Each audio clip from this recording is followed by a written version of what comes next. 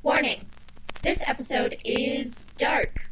It contains foul language, graphic descriptions of death and body decomposition, and mentions of murder and suicide.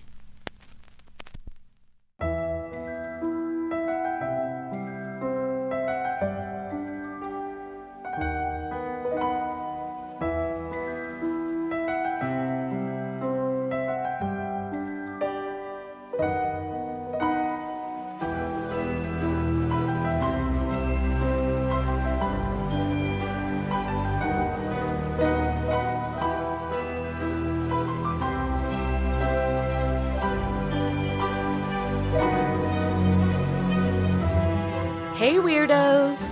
You are listening to Keep It Weird, the podcast for all things strange, unusual, paranormal, supernatural, goosebump-inducing, nightmare-causing, gooey, spooky, and everything in between. Each week we sit down with a very special guest, or just each other, and we talk about something weird. This week, it's just the two of us.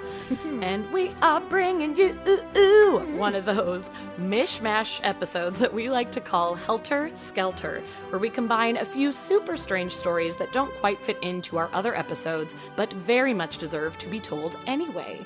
Even though our stories have a wide range and don't necessarily connect to each other, these usually end up being some of our favorite episodes, and we have a big old blasty blast bringing you these bizarre and fascinating tales. So stick with us as we stick some weirdness together for your listening pleasure. My name is Lauren, and this is my co-host, Ashley. Hi, weirdos. Hello. Happy 420. I was just gonna say happy 420. We're not celebrating in the way most celebrate 420 because we wanted to make sure we could tell our stories this evening, but we were also a little disappointed in ourselves that we didn't plan ahead for this. Especially since Joe and I did. It wasn't even that it wasn't like not on my mind. We'll I have will to do say, it post-vaccine. surprisingly, for those of you who don't know, so like for our Patreon every month, Joe and I do a bonus episode, and usually it's Joe. It's basically like Joe's rants. Like, yes, here's a topic that'll make Joe angry, which is everything. You can just say anything. Something about it will make him mad. True. So this time we were like, you know what? We don't want to feel angry. We want to feel real groovy. We're going to do a special 420 episode. And it was actually surprisingly a fascinating episode. It's not just like us being high or whatever. Yeah. We also talked about like psychic abilities and a possible organ in our bodies that could produce them. And the Great Circle, which is the theory, is about the fact that most of Earth's major historical sites, like the pyramids of Giza, Persepolis, the Nazca Lines, Easter Island, etc., are all in a straight line across the Earth. Oh. They're all cool. like within 10 miles of the latitude and longitude. Latitude and longitude? That's so cool. It's insane. So we talk about that. We talk about biology, aliens. Yeah, so it's awesome, but we're also very high. And I laughed so hard I almost died. I couldn't breathe. And I, even listening as a completely, clear-headed person to that little clip that you post on Instagram, I already told you, I was, keeled over laughing. I was laughing out loud. I couldn't breathe just because even when you're not high as a kite, when you hear a misunderstanding like that, it's just so funny. And listeners, if you're wondering what misunderstanding we're talking about, become one of our Patreon members and you will hear it. Or follow us on Instagram because I posted the clip on Instagram. But yeah, it's just so funny. And everyone's had that experience, whether you imbibe in drugs or alcohol or not. Everyone's had that experience where you're laughing too hard, you can't get the words out. Yeah, you were trying to correct him. And no one's paying attention to you because they don't know that you're saying words. No, you kept going, Allison, Allison. And he was just chatting away. I was cracking up. Did you know that you can taste garlic with your feet? Shut the fuck up. I swear to God, we have garlic in the fridge. We should try this one. I'm about to be stinky stepping.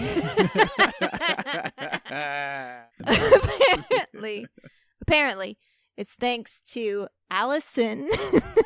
Thanks, Allison. Allison, Joe here. First and foremost, I want to thank you for making this incredible discovery. Second of all, I will assume by your name that you are a fellow member of the tribe of Israel, at which point,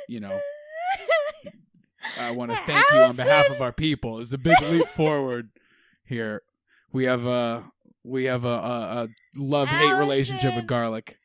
Is chemical. Anyway, Allison. We have a last name for Allison? Can we give Allison a last name? Allison is a chemical. What? Okay, so it's a fucking acronym. It's Who? ALL. I'm on the verge of getting really angry. So you better. It's ALLICIN. Allison. It's a chemical.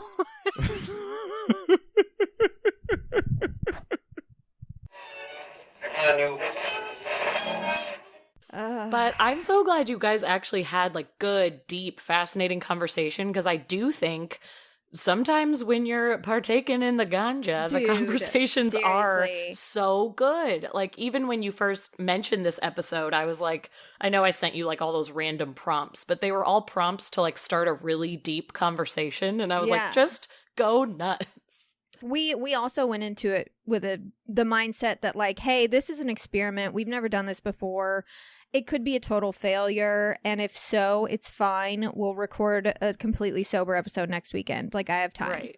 So it wasn't like the end of the world. It's like, let's just try it. If we get something good out of it, awesome. We'll keep it. It'll be an episode. And if it's like just two fucking idiots, like, no, I'm not going to make them. It's like, hey, thanks for $5. Like, here's trash. Right. No, it's actually a really good episode. So it worked out. I'll probably listen as soon as we're done here. Maybe because it's 420. I will partake with one of my gummies, sit back with my headphones, and give it a listen. I'm going to when we're done recording. We got 2 more episodes of that Sasquatch documentary, and I am celebrating. See, now I don't know what to do. Well, I guess I could do both. I could just stay up late. It's a short episode. I was like, I really want to listen to you, but also I'm dying to watch the Sasquatch documentary. It's good so far. I've only seen the first episode, but I'm done. I don't even want to record today. So, okay, great. That's all the time we have this week for Keep It Weird. Thank you guys so much. No, we have to watch this doc. We'll see you later. We have to go. There's a documentary on Hulu. Before we get into our stories today, we have some hello and welcomes for our new Patreons or patrons. We have a great Patreon. Like, it's beautiful.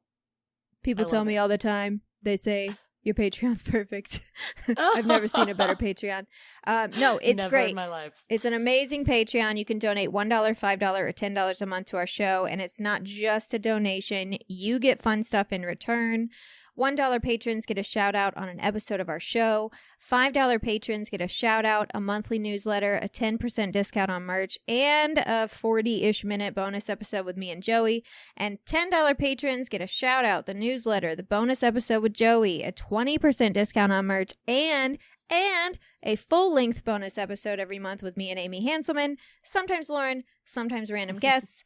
It's a blast. It's amazing. Go check it out. We're also going to be having a contest on our Instagram soon where you can enter to win a free month. So follow us at Keep It Weirdcast if you want to get in on that sweet action. So excited about that. So huge hello, welcome, and thank you to Elisa Miller. Hey, Elisa. I've always liked that name a lot. Welcome. It's I do like that name. Lisa, but with a spice. Yes, Elisa. Okay, welcome.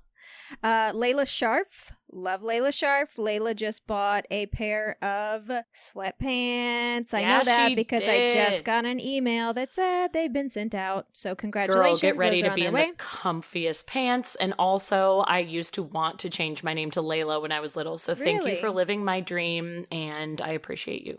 I did. I was a weirdo. It's a great name. It is.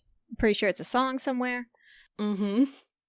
We also huge welcome and thank you to Lindsay, real mystery gal here, just one name like Madonna. Hi, Lindsay. Hi, Lindsay. And a huge Just, like, thank share. you and welcome to Megan Miller, who is basically family. Keep It Weird's best friend, Andrew Miller, is her big brother. Thank you so much, Oh, Megan. I'm obsessed with that. We love Thanks, you. Megan. She's so beautiful, too. I'm going to send you a picture of her later, and you're going to be like, whoa, Oh my whoa, whoa, whoa, gosh. what? Like, how can one person be so stunning? I Yeah. can't wait. This month's bonus episodes are really good. I know I already talked up Joe and I's, but also Amy, Lauren, and I recorded one that I'm super excited to edit because we laughed a lot, and I know it's going to be fun. It was a really good time. Even when sometimes the laughing may not have been appropriate, I was still laughing as hard as I possibly could. Oh, it was very, very fun. I was happy to be involved. So today Love is it. a Helter Skelter episode. Helter Skelter is what we call our episodes full of scraps. The good old scraps. Yeah, we have stories that we want to tell that don't fit into anything we have coming up, or stories that get cut for time that we want to share, and this is where we share them, and Lauren is starting us off today. Yes. I am talking about a lady named Joyce Carol Vincent. Have you heard of her? This name, when you texted it to me, it sounded so familiar, and I had to stop myself from Googling it, because I was like, I think I know this, and I was like, you know what? I don't even want a reminder. I know. When you sent me your topics for this episode, it took everything in my power not to Google, because one of them is familiar and the other one I was like, what the heck is that? But I was like, Lauren, just wait. She will tell you. Wait a couple days. But also there is a woman named Joyce Carol Oates as well, so people may know that name, but this is not her. I think I'm just thinking of John Carroll Lynch. You know, that too. The triple names, everybody. Is she a serial killer? She's not, okay. which is surprising because you guys, you know how I feel about serial killers, and also the triple name is a Yeah, thing, they but love their triple names. Go on. No, this is just a super bizarre story that I did not know was a thing until a couple of weeks ago, and I can't stop thinking about it. Okay. So, Joyce Carol Vincent is a woman who was found dead in her apartment in January 2006, and she was believed to have been dead since December of 2003. So, over 2 years, she had been dead in her apartment. This woman had turned into a complete skeleton, laying on her couch. Her TV was still on. There was no sign of forced entry, no sign of struggle, just a skeleton of a 38-year-old woman. She was young, folks, in a completely locked apartment. No answers, no nothing, just had been dead, and no one had come a looking or a knocking or a calling. How did this happen? How did no one look for her? Why do her neighbors totally suck? Like, all the things. I read, like, the initial, like, tagline of her story and was like, no, what? This makes no sense. So, Vincent lived above a shopping center in London in a housing trust flat, which is basically like low-income housing is what we'd call it here in the States, or like some kind of assisted payment type housing that the government helps you out with. So that was where she was living at the time, and this was in, like from 2003 to 2006. So her death had to be estimated due to her badly decomposed body, so they had to use dental records to identify her in the first place, and then judging by some clues left in the apartment with, like expiration dates on food and some bills that had come in and letters she had received, they were able to say it had to have been in late 2003. They know she was alive in early November, and so they think it was probably December 2003. She was an asthma sufferer, so she could have had an asthma attack. And also in November, the reason they know she was alive, she was admitted to the hospital for an ulcer and stayed there for 2 days. And it also could have been complications from the ulcer. So a couple of options, but it seemed very natural. Again, like they really don't think foul play, but it's also so hard to tell when she's just like bones. But yeah, these have been suggested as possible causes of death, and her remains were described as mostly skeletal. And according to the pathologist, she was laying on her back next to a shopping bag full of groceries, which made me sad. Like maybe she had like just come home and sat down for a little bit. She was also surrounded by Christmas presents that she had wrapped but never delivered, which breaks my heart. And it is not known to whom the presents were addressed or going to, but she was just like surrounded by wrapped presents, and her TV was still on, which just like all of it feels so eerie and so sad, and just all of it's bizarre. So neighbors, because first you're like, hello, did anyone like question? Smell? Neighbors actually assumed that the flat was unoccupied because nobody ever came out of it. And even though an odor, obviously, was starting to come forward from the decomposing body, there were also like a ton of garbage bins nearby. This wasn't like probably the most gorgeous area, and there was a lot of waste bins nearby, and so everybody just said, oh, the odor's coming from the garbage, we need to have somebody like come empty that. They just explained it away.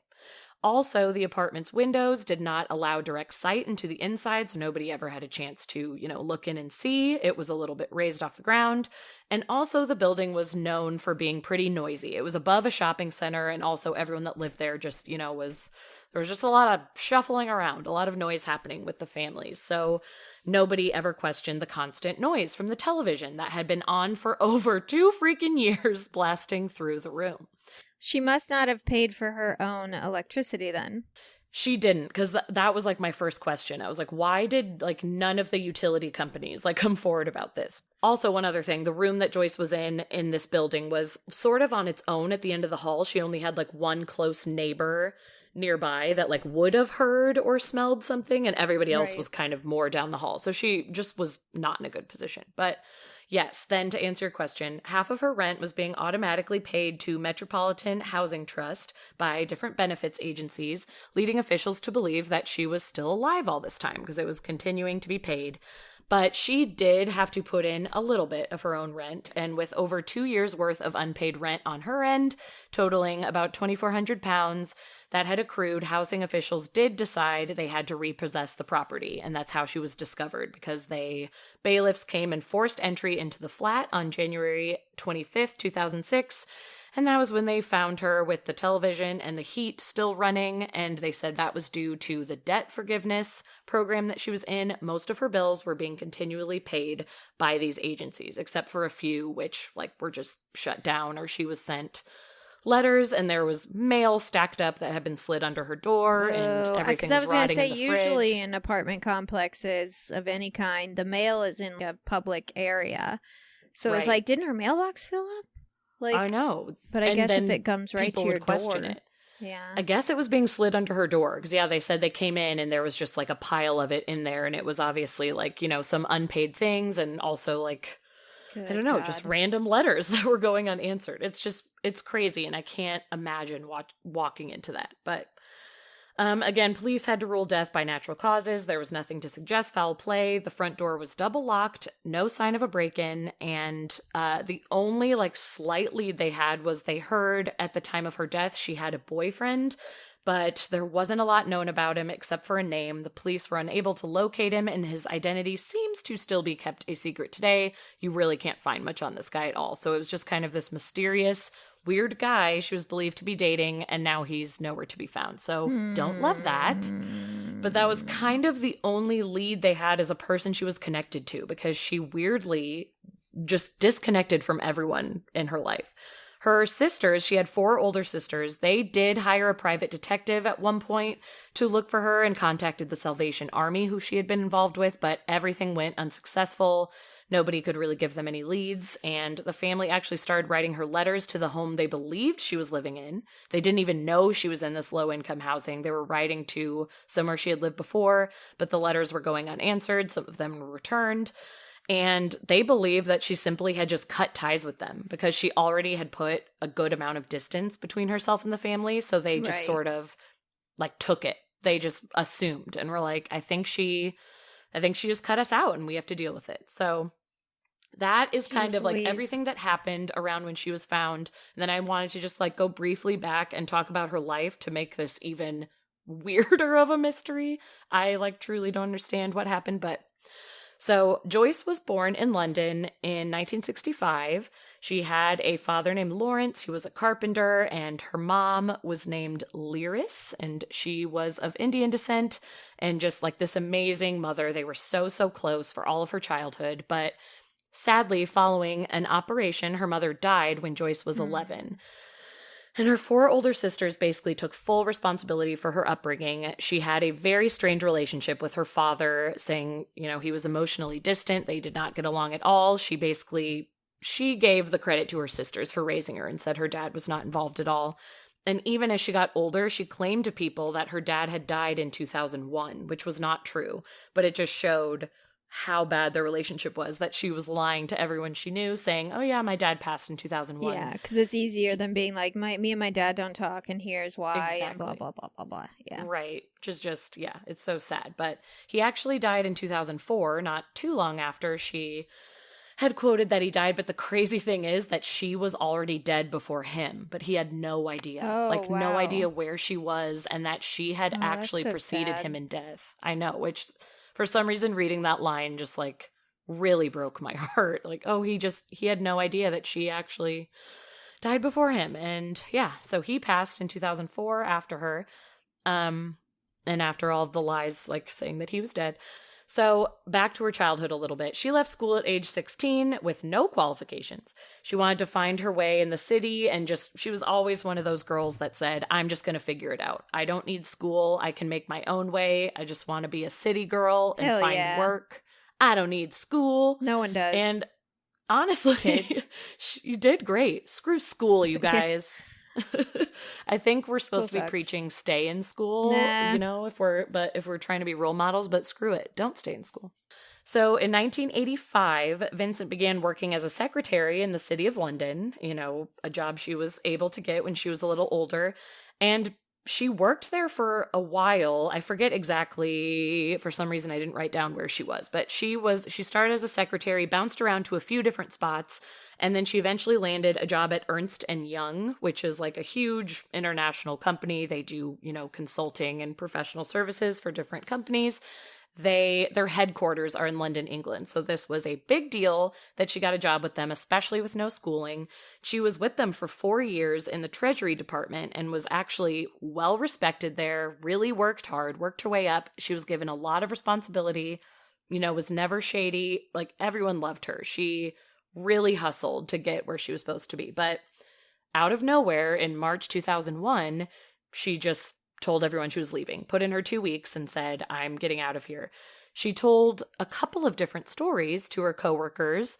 One of the rumors was she was going to travel for an extended period of time with like 20 people and basically just live this bohemian lifestyle. Mhm. But she also claimed to other people, probably more her superiors, that she had been headhunted and was moving on to new work and onward and upward. But shortly thereafter, it was found out by some friends that she was actually spending her time in a domestic abuse shelter, and she was working as a cleaner in a budget hotel for a lot less money. But she was really just trying to stay under the radar. This is when she became estranged from her family and most of her friends, and it is believed that the relationship that she was also very secretive about had ended horribly with some domestic abuse. Everyone knew the guy she was with was toxic, but they didn't know how toxic. And then when she started staying at the shelter, speculation was that she was probably ashamed to be a victim of abuse, which is why it was not, you know, general knowledge, or she was trying not to be found by her abuser, which makes sense. So she was being very secretive, but obviously a few people knew her whereabouts. But she was keeping this all under wraps, running from someone or something. And then eventually she was moved into that flat that we were talking about, in the low-income housing, which was a typical place that victims of abuse would be put because it seemed like they would be safe, they would be secure, and it was nearby to the shelter. And just like, I think there were programs for the women to work with. So that is why she got housed there above that shopping center in February of 2003.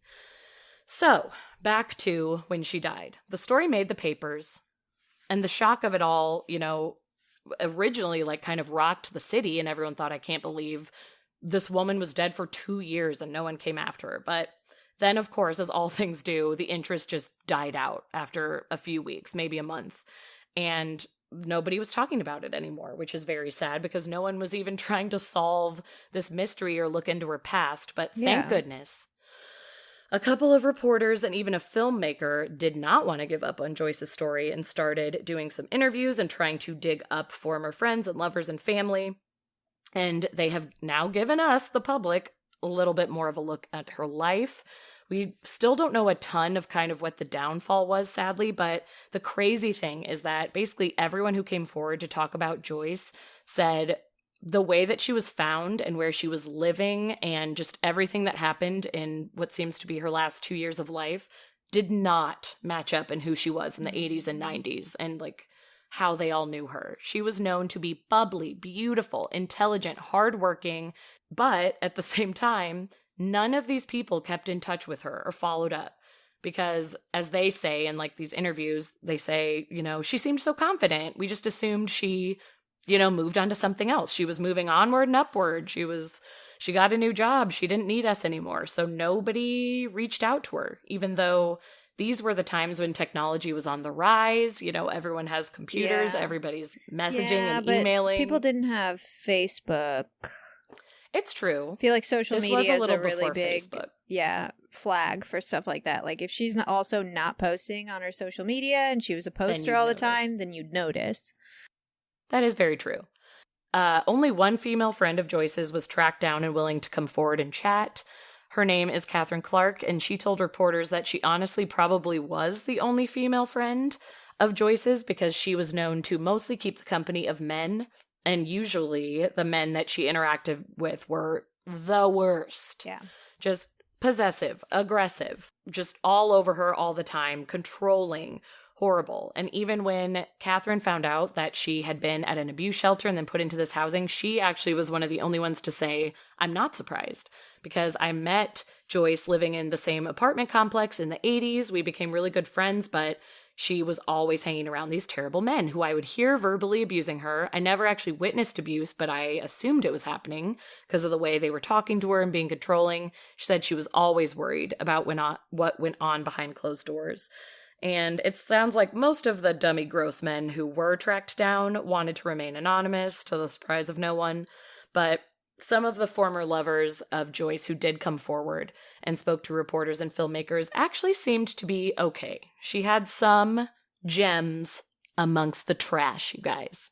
But the one weird common theme was that Joyce would never talk about her past to anyone. Like every friend, every lover, every colleague that came forward said, I had no idea about her family. I had no idea about her schooling. I knew nothing of her romantic past, her any relationship past. She was just this very secretive, closed book. She just had like that whole area of her life closed off, and she was striving to be, something completely different, something else, putting on airs to be the person she wanted to be, but would not talk about where she came from. So yeah, in that way, it's sort of like, okay, maybe that was just, the whole reason for her downfall is she couldn't ever open up and talk to anyone. She felt like she had to be locked away and living this kind of secret life, and maybe didn't feel like she could open up and talk to anybody. I don't know. Well, to me, it seems more so that her private life was who she really was, and her public life was where she was putting on, a facade. Yeah. I agree. I think it just makes me sad. Like, it almost feels like she finally succumbed to the demons that she had. And I appreciate that she went to, the domestic abuse shelter, because it seemed like she was trying to finally find help and find people who could relate to her. And hopefully she got into some sort of therapy program while she was living in there. How long before she was, she may have died, did she go to this shelter? She went to the shelter in 2001, shortly after she up and quit her job, but then didn't move into the housing until early 2003. So she lived in that apartment for about a year before she died, it is believed. Okay. Yeah, because usually for domestic abuse cases, for women who are in dangerous living situations, the most dangerous time is when you leave. Right, exactly. So they're going to come after you. Yeah. So that's what I'm thinking. I assume, yeah, when people were talking about the different speculations of why she lost contact with basically everyone in her life, it's like, I do think she was hiding from the abuser. She was terrified for her life, but it's just sad that that also meant cutting off contact with everyone around her, because truly no one knew what she was doing. And the assumption was just that, oh, I bet she's doing something cool, because she was always so cool. And that's just what everyone said. Mm-hmm. And it's just, yeah, it's sad. I also this private detective bullshit. That private detective could have easily found out where she was receiving mail. 100%. So I don't really understand why that guy was hired. He and was why maybe he was job. just a scam, But he could have been. I could do that if you gave me $20. Right. You could find out that she was in special housing or had been at the shelter, and it was like they just said, oh, yeah, we, nothing turned up. Her. We didn't find anything. Okay. Right.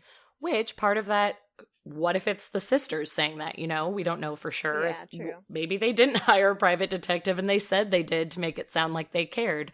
It's really hard to say because there was such a rift in that family relationship. There's still so many questions in the air, but I just thought this story was so fascinating because when you do hear stories of a dead body being left for a decent amount of time, it's never like 2 years, but even for long amounts of time, it sadly is older people for the most part. Drug addicts. Yes, or drug addicts. You hear those stories, they seem more common, but for a 38-year-old woman who had her whole life ahead of her and who had been known as this ambitious woman trying to make her way in London, just like such a city girl, this just seemed so bizarre to me. I had to look into it a little more, but there's really not the resolution that I was hoping for. I was hoping to get more answers, but yeah, it just is depressing and sad. And yeah, that's her story. She was just a lovely lady with a bad ending. Well, I'll skip my sad story. I'll try and cheer us up a little bit before I go into... I mean, it's still it's sad because it's a disappearance, but it's not sad as my other... Not as sad as the other one. Not sad as this one that you just told or the other one I'm sorry, it's awful. It's fine. I actually wanted to talk about a case I've always loved called the Valentis Disappearance. Okay. This is the case of an Australian pilot named Frederick Valentich in 1978. Okay. Now I'm going to play a few clips during this story. I found a recreation of a transcript, so I'll add some of that in here, but please note it is a recreation. There's no actual recording that's been released to the public, but the air traffic control operator, Steve Roby, helped to recreate the conversation they had, so it's as close to the original as you can get. All right. Okay, so I'm going to tell you about the event, and then we'll get into who he is, theories, etc. So it was October 21st, 1978. It was a clear night with very little wind. The ocean was very calm. And Frederick Valentich was taking a flight that he had taken before over the Bass Strait. And at about 7:06 p.m., Valentich radioed Melbourne Air Traffic Control to report an unidentified aircraft following him at 4,500 feet. He spoke with air traffic control operator Steve Roby, who was working a 5 to midnight shift, and Steve told him there was no known traffic at that level. Melbourne, this is Delta Sierra Juliet. Is there any known traffic below 5,000 feet? No known traffic. Seems to be a large aircraft below 5,000 feet. The aircraft has just passed over me at least 1,000 feet above. Is there any Air Force aircraft in the vicinity? No known aircraft in the vicinity. And Valentich said he could see a large unknown aircraft which appeared to be illuminated by 4 bright landing lights. What type of aircraft is it? I cannot confirm. It's 4 bright, seems to be like landing lights. And he couldn't confirm the aircraft type, but he continued to report that it had passed about 1,000 feet overhead and was moving at high speed. Oh, gosh. Then he reported that the craft was approaching him from the east and said the other pilot might be purposefully toying with him. He was like, this guy must be fucking with me. Like, I don't know what he's doing. Seems to be playing some sort of game. He's flying over me. And he said that the aircraft was orbiting above him and had a shiny metal surface with a green light on it. Delta Sierra Juliet, it's not an aircraft. Can you describe the aircraft? As it's flying past, it's a long shape. Cannot identify it. It has such speed. It's before me right now, Melbourne.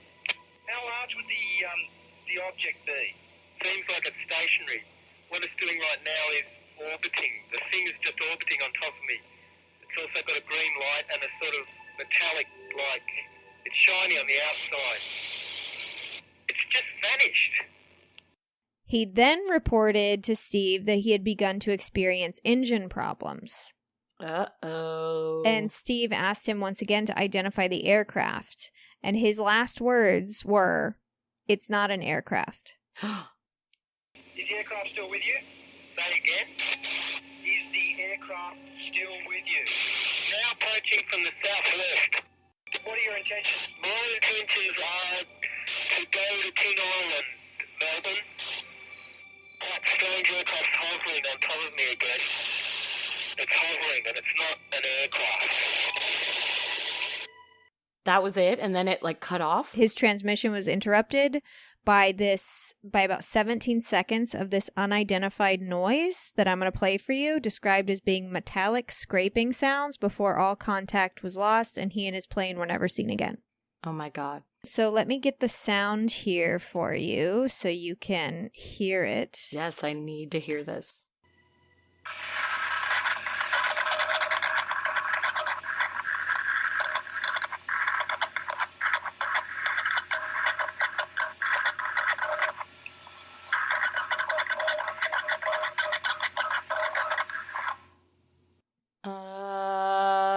What? Yeah. What is that? That's one of the most eerie sounds I've ever heard. No one knows.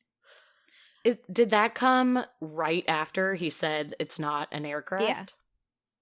Oh, my Lanta. He said, that is insane. "It's not an aircraft." They recorded that sound, and then that was it. He was gone. Holy buckets. That's creepy AF. It's so creepy. They searched over 1,000 square miles over the next week before giving up because they just couldn't find it. It's the ocean. So yeah, that's difficult. The investigation was unable to determine the cause, but it was presumed fatal for Valentich. 5 years after his aircraft went missing, an engine cowl flap was found washed ashore on Flinders Island. The part was identified as having come from a Cessna 182 aircraft between a certain range of serial numbers, which included Valentich's aircraft, but that's as close as they can tell you. Like, they can't say, yep, this is it. They're just like, it could, I don't know, it could be. Right. You just can't. So, Gosh. Some proposed explanations. One is that he staged his own disappearance. Now, this is a 20-year-old, just FYI. This is a 20-year-old guy. He's 20? He's 20 years old. Okay. He was born in 1958. Such a baby. But the reason they believe this is that apparently a little under a year after his disappearance, someone came forward and said that Valentich was a flying saucer enthusiast. Although there's really no hard evidence to support this claim. Like, he didn't own books on ufology or anything like that. There were no official reports he had made of UFOs before this event, on his record. Yeah. I think if he was an enthusiast, there'd be something. Yeah. And enthusiast how? Like, how I'm an enthusiast? I love UFOs, Right. but I'm also not, outside being like, that's a UFO, that's a UFO, that's a UFO. Right. That's very true. What constitutes an enthusiast? Yeah, he didn't at any point say UFO or alien craft or anything during his last conversation ever, so I feel like if he was faking it, he wouldn't have just said, I don't think it's an aircraft. Right. He would have said, it's a flying saucer. He would have said something, I would think. Yeah, he would have thrown some alien into the conversation, I would think. If it's if you're going to fake it, you're going to go out swinging in the way that you'd want to, so... Yeah. So, I don't know. Apparently, also, Melbourne police received reports of a light aircraft making a mysterious landing not far from Cape Otway at the same time as Valentich's disappearance. And by light aircraft, I mean a one-man plane. So, people think maybe he just faked that and landed and then hid the plane. I don't know. Here's the thing. If it was staged, it's the perfect crime because he obviously got away with it. He's still listed as a missing person today. Yeah.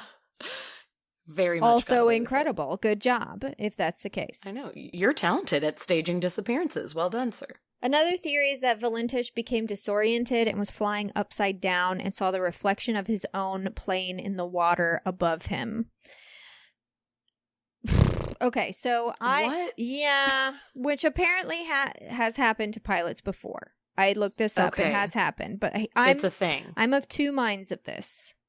Okay. Because, and I knew about this case for a long time. This is something that I learned while researching this, and I found that it's a little disappointing for me, but also very interesting and I think important. Okay. He was not a great pilot. Oh. Was not good at his job? He wasn't qualified. He had 150 hours total flying time and held a Class 4 rating, which authorized him up to flying at night, but only in perfect weather conditions. That's about as far as he made it in his training. But also he had really poor achievement records in the Air Training Corps. He had twice failed all 5 commercial license examinations. Damn. And as recently as the month before his disappearance, had failed 3 more commercial license subjects. So okay, sir. he wasn't good at flying. No, not at all. That's pretty sad to learn. Yeah, you want to root for this guy. Exactly. But so for the flying upside down thing, the model Cessna he was piloting could not have flown inverted for as long as he was communicating with air traffic control because it had a gravity feed fuel system.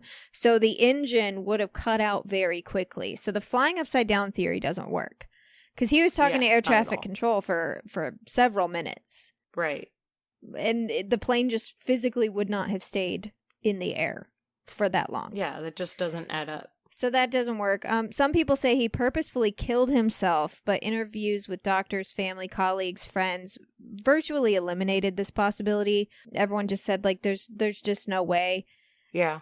There are the usual UFO denier explanations like, oh, well, he saw Mars or gas pockets. He got confused. He didn't know. I just feel like, listen, he knew it was a craft. Like, he knew he wasn't like, he didn't see Mars. No one's ever seen Mars and reported a football stadium-sized craft flying over their town. Like, you cannot convince me that someone can report that and then go, like, it was probably Mars. Like, I don't care. I don't care who you are. He was just seeing Mars in the sky. That is a lie. That is a cover-up. That doesn't add up to anything he was describing. This is kind of interesting. There were photos taken by a plumber named Roy Manifold on the day of Valentich's disappearance that showed a fast-moving object supposedly exiting the water near Cape Otway Lighthouse. He said he saw a craft under the water. He got his camera. He thought it was like a submarine. He got his camera and managed to snap a photo of it as it emerged from the water and flew and zipped away. And the photo is sort of like those old school UFO photos where, like, there is something in the picture, but, like, I don't know what it is. I don't know if he, like, threw a plate or, like, threw something. It was like, that's the object. But he reported this event and said, like, well, I got a picture of something that was weird. And it happened to be the same day that this kid disappeared. So that's interesting. But yeah, that's very weird. And that's also, that's a huge new theory I'm all about due to the amount of, like, UFO sightings over our ocean and on our coasts and the amount of people that say they saw something shoot out of the ocean or shoot into the ocean, that they're actually going into our ocean waters for some reason. But honestly, if this guy had been an expert pilot, the story would be a lot more compelling, obviously. Yes. If he had thousands of hours of flying under his belt, he was a decorated Air Force pilot or something. But he was kind of a dope who wasn't good at flying. Yeah. He was a 20-year-old kid who failed his classes. Oh, gosh. The radio log is definitely interesting. Steve Roby, who was the last person to speak to him, completely believes that Valentich was telling the truth, that it was not a hoax and it was not a suicide, but whether he got confused and crashed, that maybe, but he does not believe it was a setup. Okay. George Simpson, who granted is a UFO researcher, but he still investigated this case pretty thoroughly. He said the investigation by law enforcement was totally unfair. The Department of Transportation were caught by surprise by how rapidly this case escalated in the press and people wanted answers. So much so that the investigation became rushed and people, his family and friends included, believe that coroners were definitely cut on closing this case and just, like, calling it. Yeah. And, like, I know they can't search forever, but they searched for literally 3 days. Like, the search for him ended on October 25th. It seems like not a lot of time. No, you guys did not put that much work into that search. No. 2 months after his vanishing, a plane carrying a journalist and a film crew recorded mysterious, fast-moving lights over the coast of New Zealand. In fact, that area has a lot of reports of UFO activity. But we will never know what happened to this kid. Ugh. What a What a weird mystery. No. I feel like every theory that you named, like there were, usually I can pick out like one thing that I'm like, this is what I latch onto. But honestly, a few of the things you said, I'm like, yeah, it could have been so many things, but it's frustrating that we'll never know. Yeah, and, if it was suicide, well, one, if it was suicide, I don't know if he would have called it in. I think he would have just went and killed himself. You know what I mean? Yeah, I don't think he would have called in a hoax and then killed him. I don't know. It's hard to say. Right, like what would be the point of that unless he thought like, oh, I'm going to commit suicide, but I want to go out with a bang and have people talking about me. But that doesn't make sense either, because how can you like ensure that your plane won't be found? True, yeah. Your plane and your body won't be found, and then the hoax doesn't get pulled up. There's just too much that I'm like, well, that doesn't make sense. Well, that doesn't make sense. Right. This doesn't make sense. But so many things would have to happen for the theory to be like, oh, yes, this is it. I'm waiting for a fucking Close Encounters of the Third Kind thing to happen, where like one day all these planes, like the Malaysia flight planes and this guy's plane, they're all just like show up in the Mojave Desert, and it's like, what? Oh my gosh, I hope that happens. I'm praying for that. I want some sort of resolution. It's so funny because we do a lot of Unsolved Mysteries episodes, and then also we just throw mysteries into episodes like this. And I mean, we did them in our Holly Weird episode, but I hate them. Like, we do them so often, but they're make rough. Me so angry. I need answers. What happened to Joyce? What happened to Valentich? Valentich.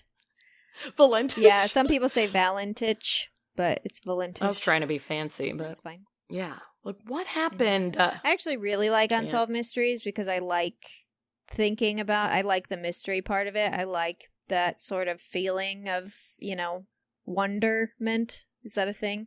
Sure. But you better believe, like, when I die and I'm greeted and they're like, what do you want to know about life? I'm going to be like, all right, I have a list, actually. Hold on. And I'm going to, like, reach into my ghost pocket and I'm going to be like, okay. You're going to have a handy dandy Jean-Benet Ramsey?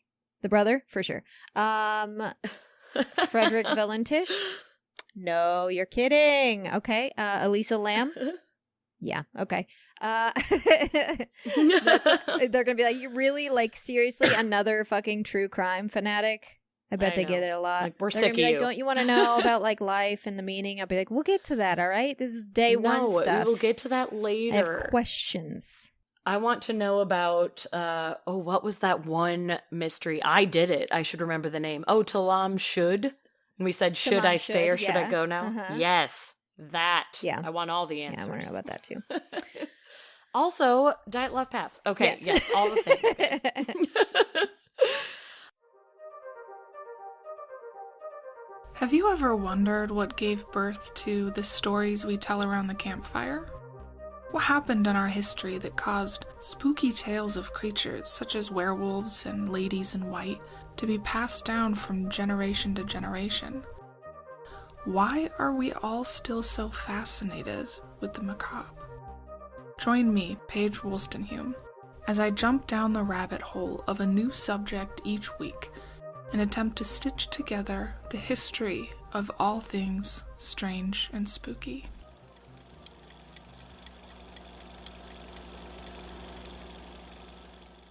My next story is a lot less depressing, Oh, good. I promise you. It's more just like, what? And it's also a little shorter. I know I really dove in with Joyce because I wish that I was her friend and could solve all of her problems. But anyway, okay, just about 20 years ago, archaeologists in Siberia started to make big discoveries of tombs and fossils. Buried in the Republic of Tuva, which is in southern Siberia, were the remains of 3,000-year-old Scythian warriors with their horses. Okay. This was an amazing discovery on its own, but now Russian Defense Minister Sergei, or would you say Sergei? Sergei. Okay. So I'm hoping people will give me a pass. I'm doing my best. Sergei Soju, has now announced plans to clone the Scythian warriors who were found. I just feel like we shouldn't. I feel like we should Here's not. the thing. We It shouldn't sounds- do that.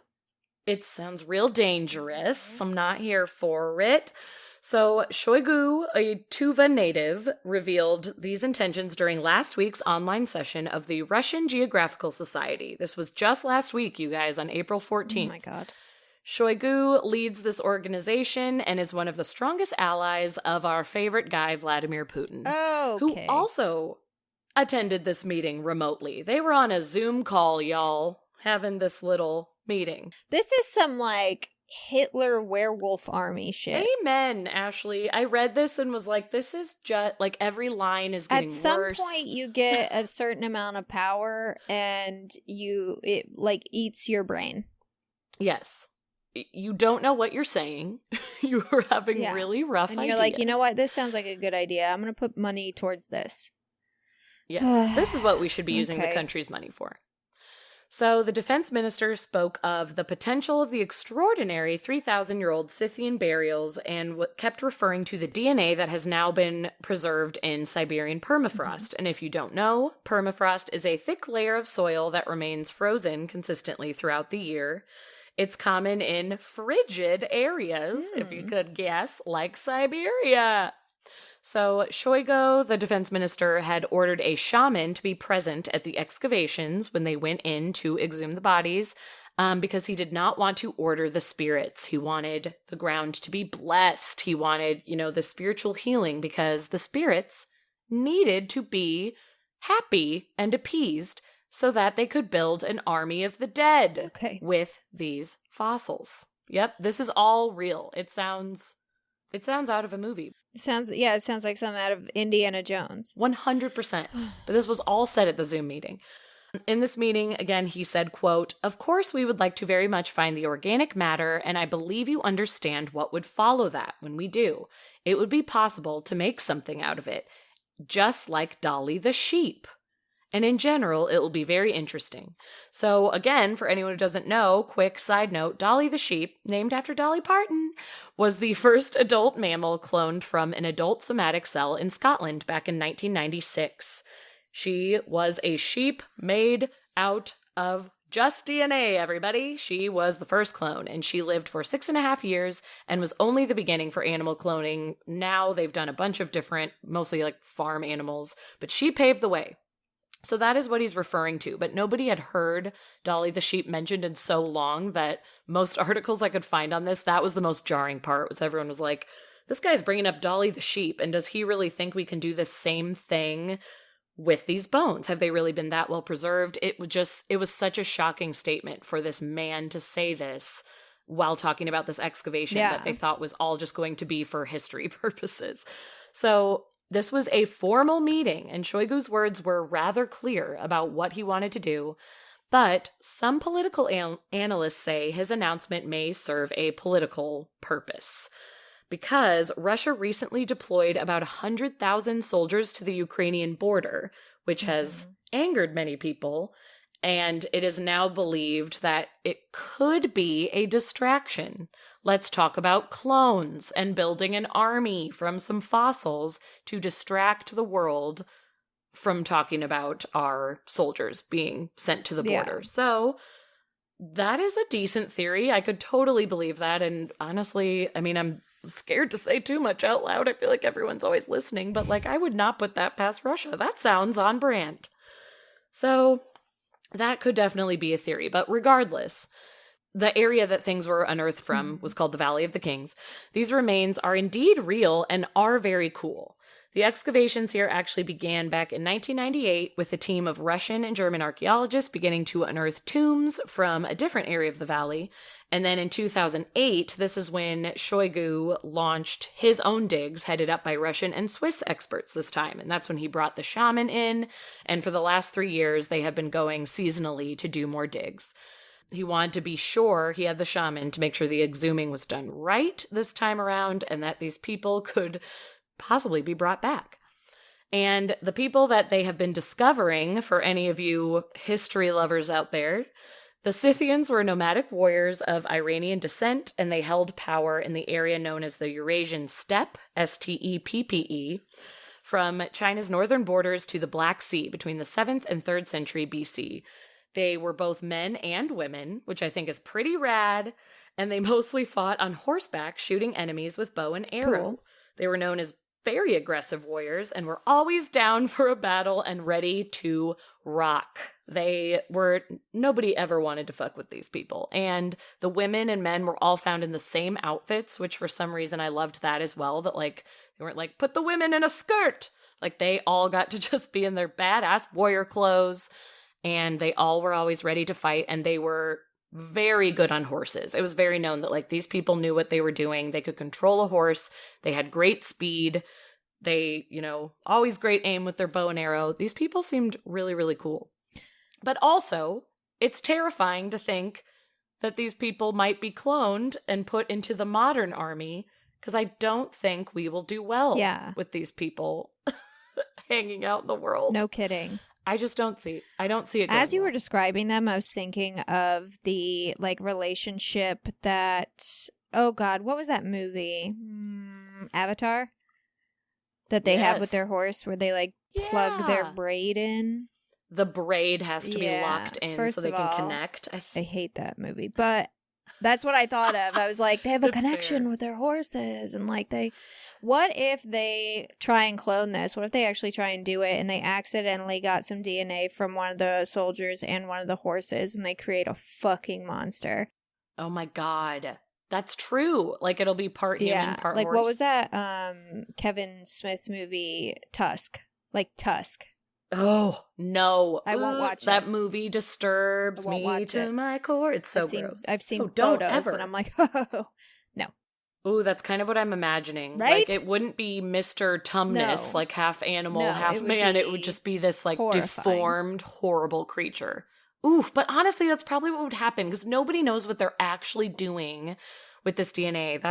I just can't. I think that maybe the first thing you said is probably the most accurate. They're just putting some wild and crazy shit out there as they do other things to distract people from what they're doing. That's really bad. From what they're actually doing. Yes. Which, I mean, a lot of politicians do. It's like, I mean, Russia especially, but we do that shit here all our the last time. president did a whole lot of that, All of our too. presidents do that shit. It's insane. Yeah, it's true. They all do. The most interesting find, apparently, to most archaeologists was the remains of horse sacrifices. Being sacrifices? found. Horse sacrifices. Which I was sort of like, what? Because Scythian warriors were commonly buried with their horses. That wasn't weird to find both human and horse remains. It's not a surprise. But the evidence that the warriors likely sacrificed them was also there because of some of the tools and harnesses found nearby and the way that the remains of the horses were kind of spread out. Historians were able to discover that a sacrifice most likely had been made, and it is also possible evidence of human sacrifice as well. So there is a lot more digging into it that needs to be done, but aside from the cloning, I just wanted to say that if anybody is like excited about history and knows about these warriors that I'm talking about, this was a big deal to be found out and kind of a breakthrough of like, oh, they were doing this stuff? We didn't know that. Okay, then to move back to what's in the news today. So the third season of the Russian Geographical Society's expedition, which ended in October 2020, yielded these new exciting discoveries of the remains. And although we are all excited about the fossilized bones on its own, with the oldest remains dating back to the 9th century BC, which is wild, the institution has clearly expressed its goal of finding organic matter perfectly preserved in the permafrost for cloning. Again, we can call it a distraction, but they were very clear in this meeting that this is what is coming next. This is the news story. As cool as the bones are, I want to talk about the cloning. That was very clear from this defense minister. He said, we have conducted several expeditions there already. It is a big international expedition. We have learned a lot. We have confirmed a lot, but a lot of work still remains to be done. Meaning, we got to start testing this DNA and see what we can do. So ultimately, it's unclear. We don't know. Is it a political move? Is it real?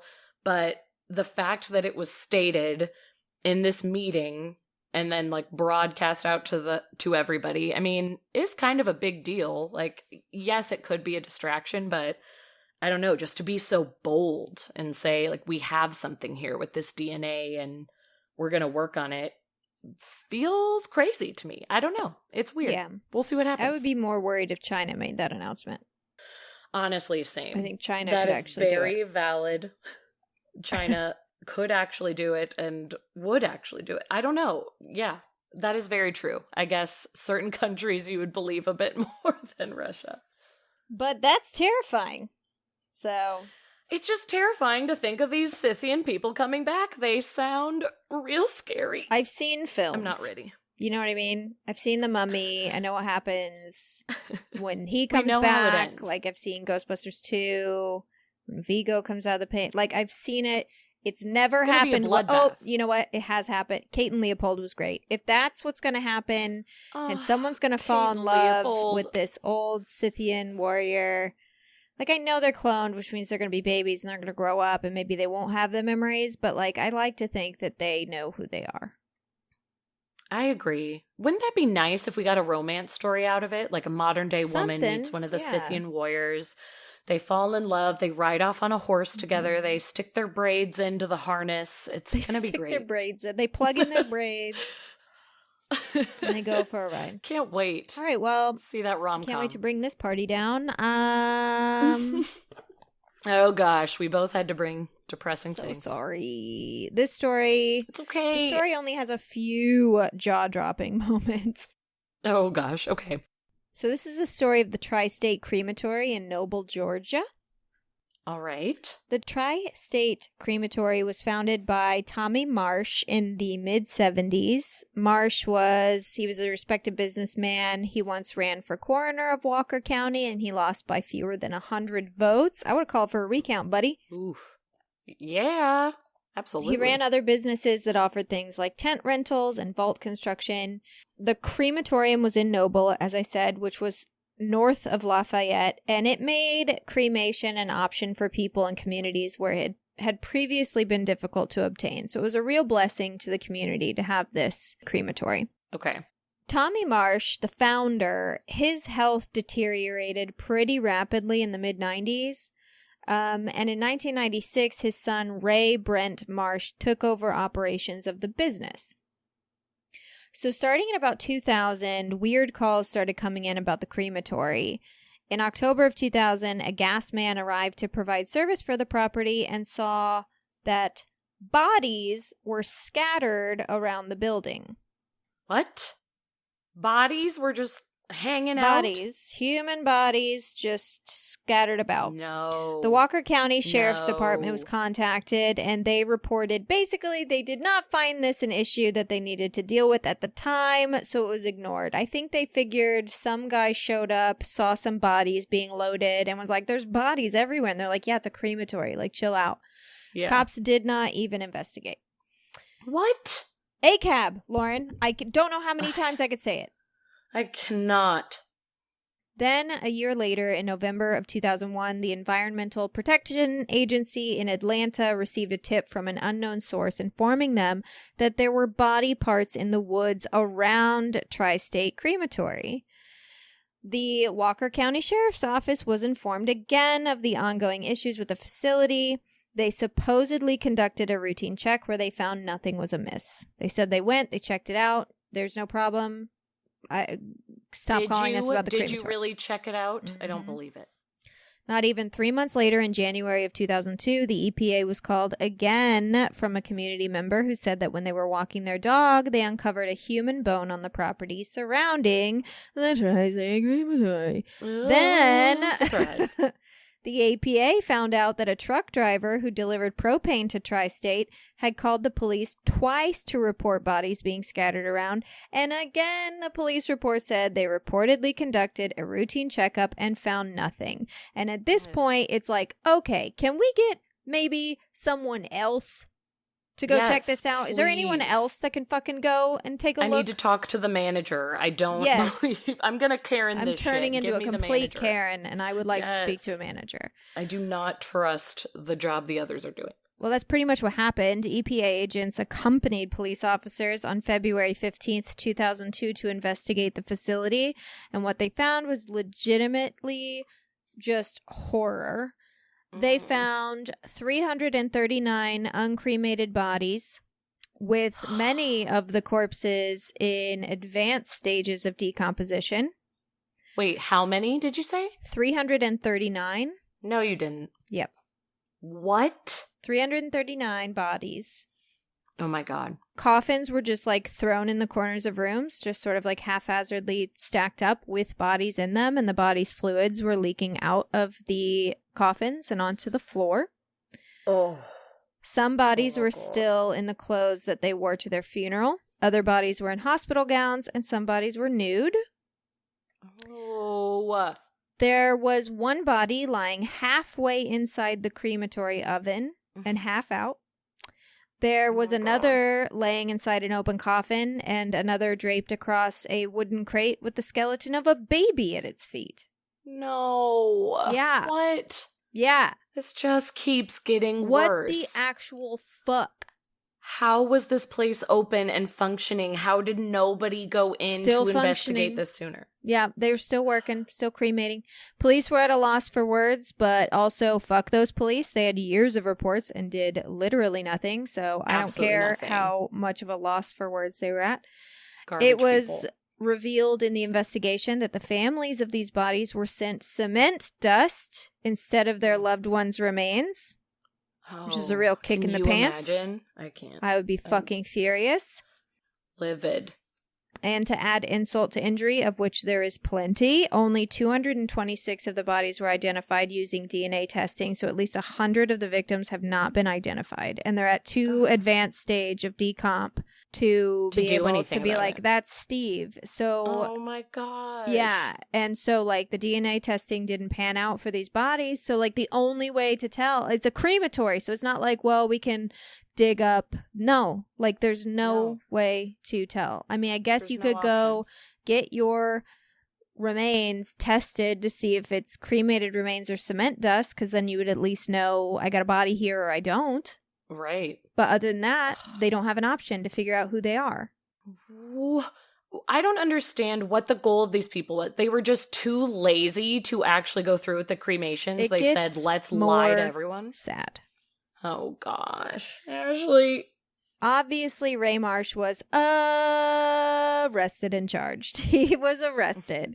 He Good. ended up being charged with 787 criminal accounts, including theft by deception, abusing a corpse, fraud relating to the burial service he had promised, and also fraud pertaining to his false statements. He pled guilty.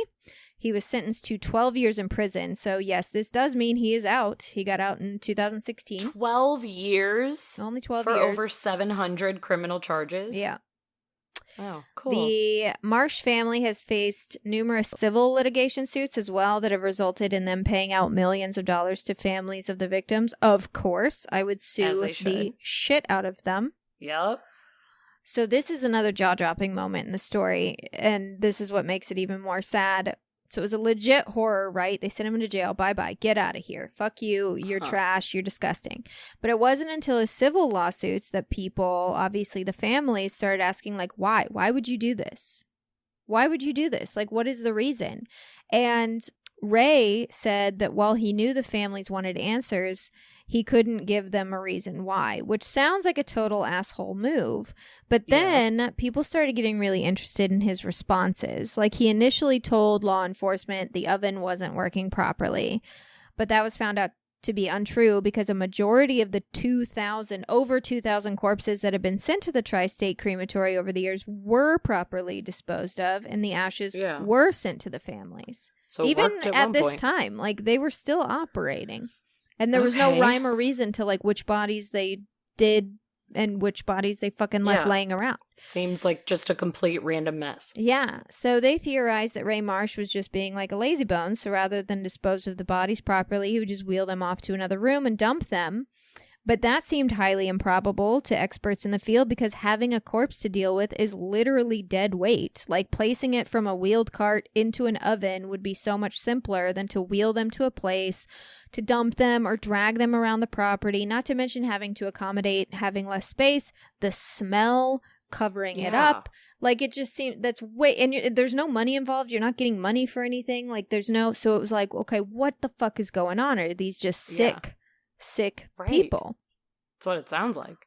Well, 5 years after his arrest, Ray Marsh's lawyers were like, hey, man, why don't you get some psychological and physiological tests done? Because that's a fucked up thing to do. And you don't seem to have a reason to do it. So they got him tested and found out that he had actually had mercury poisoning.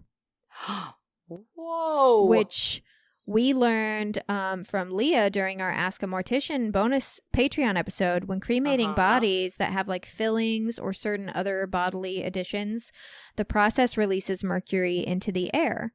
Oh my gosh. This isn't a problem if you have good ventilation.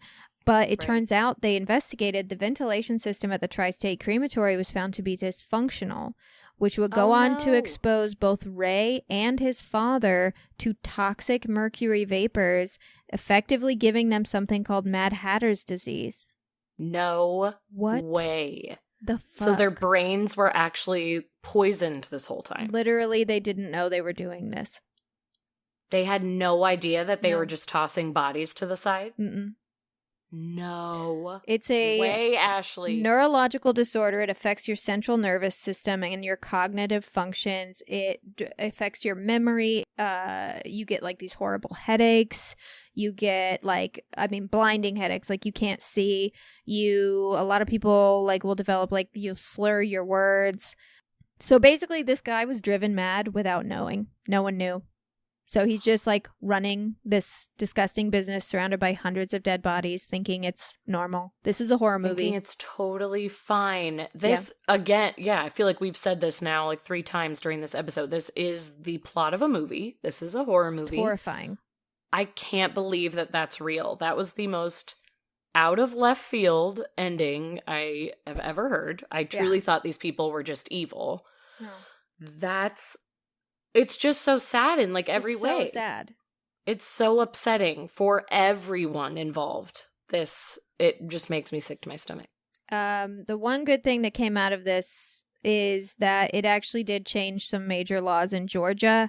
I guess there was a loophole at the time, and this was the reason they were able to provide such cheap service to these people, which, like I said, was a blessing to the community because they really didn't have that option, to have that cheaper option available for burial, because there was a loophole that since Tri State Crematory only dealt with funeral homes, they could operate without a license to avoid a yearly state inspection, which sounds cuckoo bananas to me. But yeah, this case effectively closed that loophole. So it's no longer a thing. Good. You can't do it. I was going to say, I don't know how that loophole ever, even got by, because yes, everybody should be inspected. If they had the yearly inspections, that would have been caught that there was a problem with the ventilation system. They wouldn't have been poisoned. Been found out so much sooner. Yeah, this wouldn't have happened. Also, just a fun fact: Mad as a Hatter originated in the early 1800s because of this sort of thing. It would famously affect hat makers in Europe. Oh, because of the chemicals they used, they would go mad over time, and they didn't know that it was happening, and they discovered it was mercury. So that's why people started saying that he's mad as a hatter. And then obviously about like 1860, whenever the fuck Lewis Carroll wrote Alice Through the Looking Glass, we have the Mad Hatter, who's like a goofy, weird, crazy person. He's mad who as a has hatter, mercury everybody. poisoning. I never knew where that came from. Thank you for that fun fact. Welcome. We needed it after the heartbreak that you served us all. Nightmare. My golly gosh. This was remember at the beginning in my intro I said how much fun we had in these episodes? What a lie. These are the this most was so dark. Can we just go back to talking about the love story that's gonna happen between the Scythian warrior? Seriously, fucking hell. I mean, what are you gonna do? Life is scary. Life is sad. Life is scary. We're just bringing you all of these stories. Listen, you have to know. Just true. You have to know about them. I always kind of giggle during your openings because they sound like it's a mix between the two things that you do for a living, which is co-host a podcast about like really macabre shit and then like sing to children. Because you're always like, ooey, gooey, sticky, icky, brave, heart. Brave heart emoji, angel baby face, spiders. And it's like, this is adorable. And you're about to have your life ruined. It is really funny that my intros tend to be on the very cutesy side, and then I'm like, this murderer. This woman died in her home, and no one loved her, so she was left there for years. Also, fun fact for our listeners based on that, like Ashley knows this story. I did have my worlds collide once. A guy brought his son into my music class and was like, "You're Lauren from Keep It Weird, right?" That is insane. I was mortified. I like immediately called Ashley, either called or sent you like a novel text, and I was like, I'm not okay, my heart's beating out of my chest. No, he was actually so nice, and we connected because he actually used to be a part of another podcast, which now I'm horribly blanking on the name. It's the one that we were on. Who? Deliver Us from Stevel. What was the name? That was a Very Special Television. Very Special Television, yes. I was literally about to be like, show. TV Guide TV Special. Guide. Very Special Television. He used to be a member of that podcast, whom that entire team we adore. So he was also a podcaster, and because we had crossover, he started to listen to Keep It Weird and knew exactly who I was, but also was bringing his son to be a student in my music class. And I'm just so thankful he was a weirdo like me and was so nice and was like, I love all things spooky, but I had a heart attack because I try to keep the worlds as separate as possible. Anyway.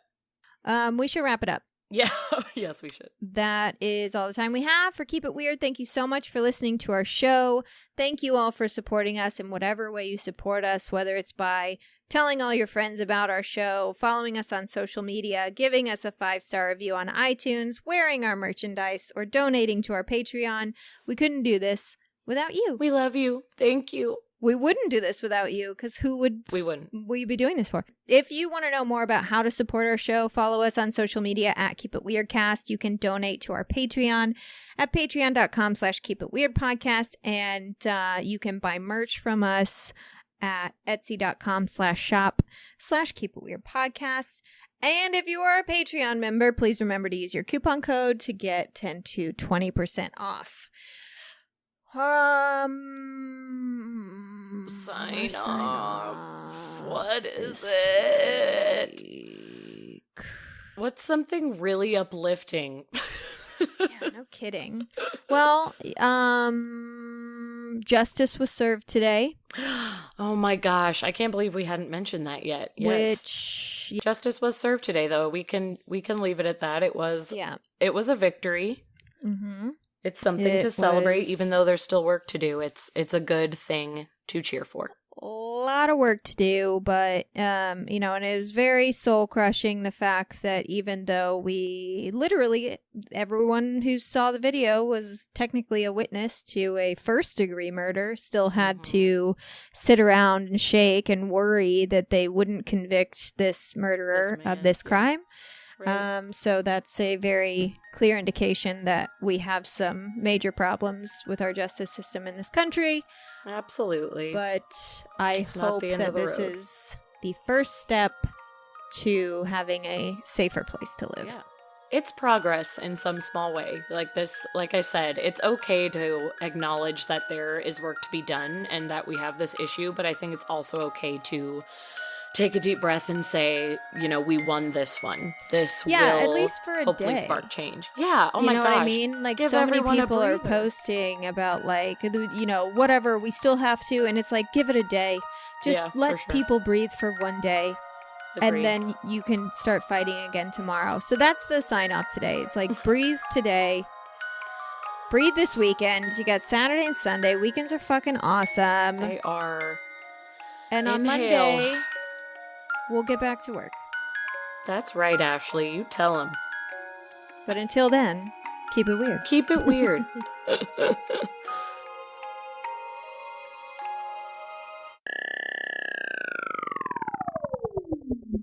I told you nothing. I was like, by the way, I've been thinking for some time now, and my conclusion is that I will do some more thinking and get back to you.